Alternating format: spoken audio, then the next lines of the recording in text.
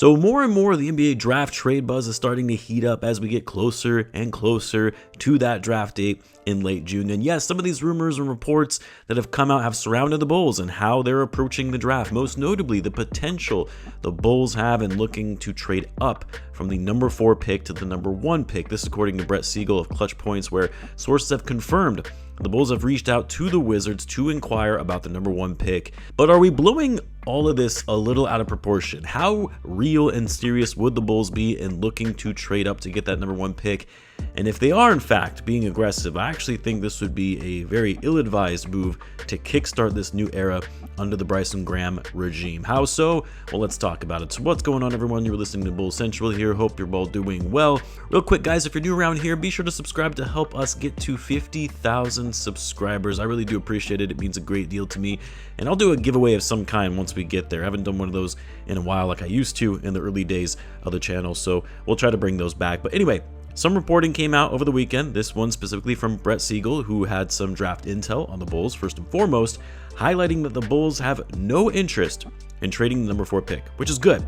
There really shouldn't be a world where they would trade down from the number 4 pick in this type of draft class. However, he also acknowledged that the only way the Bulls would trade the number 4 pick is to move up. And like I mentioned, he also called out that sources are telling him that the Bulls have reached out to the Wizards about the number 1 pick, including teams like the Jazz, Nets, and Hawks. With the Hawks is interesting. I wouldn't have expected them to show interest in trading up to get the number 1 pick, which is certainly going to cost them a lot based on where they are right now at number 8. But regardless, the Bulls are also included in that. Of course, when this news broke, every Bulls fan on Twitter was talking about, should the Bulls trade up? Are they actually going to trade up to? No, they will, in fact, actually trade up. They're going to get Debansa. Is this report real? Is it accurate? Who is Brett Siegel? I've actually had Brett Siegel on the channel. I think he's a pretty respectable, credible reporter. I know he's not a name like Shams Charania, but he does seem to have good sources, and a lot of his information ends up coming out factual.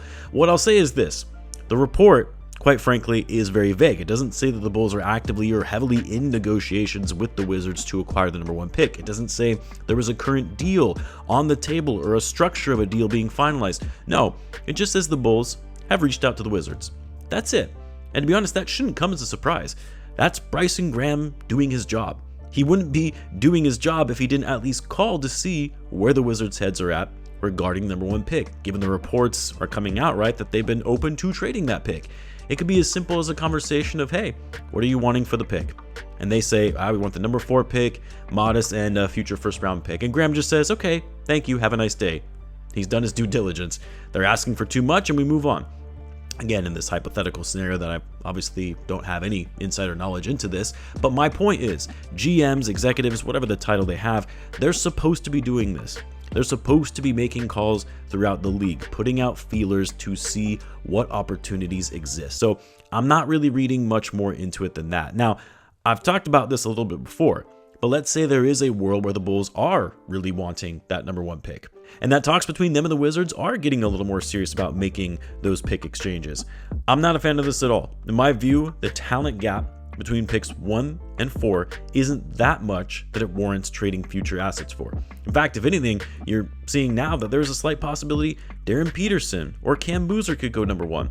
There's some, very few, but some among draft experts that Caleb Wilson has the highest upside among all of these prospects, and he should be the one going number 1. And so the way I look at it is this: the Wizards don't have a desire to trade out of that number 1 pick. I really don't think they do. However, they likely want to see what any of these teams holding picks 2 through 4 would be willing to offer, because they know they're still going to get a great player regardless of which pick they have, 1 through 4. But if they can be opportunistic and extract additional assets in return, whether it be in the form of future first-round picks or young players or both, this would be a huge win for them. They're not going to be trading out of the top 4. That would be insane. Any team that has a top 4 pick in this draft would be nuts to trade out of it. But the Wizards are kind of uniquely positioned where they could relinquish the number 1 pick, still get an incredible talent by trading back a spot or 2, and also walking away with even more assets as a result of it. My hope is the Bulls don't fall for that trap. I love Debansa. I'm very high on this kid. I think he'll be a surefire future all-star in this league, but I think that can be the case for any one of those top 4 picks. All of those prospects are elite level talents. They're in a tier of their own when it comes to all the prospects from this draft. And look, the Bulls are in the easiest position they can be. They're going to select whoever falls to them among those 4. There's no dilemma, no stress in deciding if they should take Boozer or Wilson or Peterson and having to live with that decision if they end up taking the wrong guy. The guy is going to fall to them, and that's who they're going to have to take. They can't go wrong here. Now, sure, if the guy, they take ends up becoming a bust, then sure, it'll be a different story, but no one is going to look back and blame the Bulls for taking the clear choice at number 4 in a top 4 heavy draft. Now, I've seen some say, well, what if it didn't cost that much to move up to number 1? What if they only had to trade the 38th pick or maybe a few other second round picks? Sure, if that's all it took to get the number 1 pick, fine. You take that deal and you run. But we know that's never going to happen. The Wizards are going to want a considerable return for the number 1 pick in a historic draft class. They're not exchanging it for a few second round picks. And then I've seen some say, well, maybe just package 4 and 15 to get to number 1.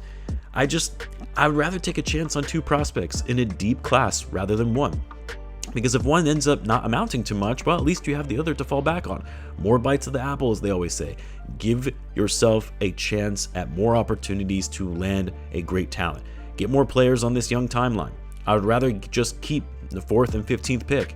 Like if this was the draft, 2023 draft, the Wemby draft, where there was a clear delineation, a huge gap in talent from number 1 to number 4, or hell, even last year's draft where it was the difference between having Cooper Flagg or Con Knipple or Ace Bailey, yes, then I would be willing to trade the number 4 pick and number 15 pick to move up to 1, or even trade future assets for that matter to be able to land a generational talent. But that's just not the case in this draft. The top 4 picks are all pretty close to each other in their level of talent. Very different players in terms of their skill sets, but all elite prospects that project to be stars in this league. So if I'm the Bulls, be happy you lucked into the 4th pick, take Caleb Wilson or Cam Boozer and run. No need to get cute and put yourself into a hole by trading away future assets to get the number 1 pick so you can select the guy that you want. Again, slow, steady, and measured approach and how you're going to build this thing out. Anyway, I know it's kind of a short video. I just wanted to share my thoughts on this, as I know it's been a hot topic among Bulls fans over the last 24 hours. I'm not concerned about it. I think the Bulls will stay at number 4 and number 15, which is what they should do. Anyway, let me know what you guys think. Let me know in the comments. As always, be sure to subscribe, and I will see you in the next one.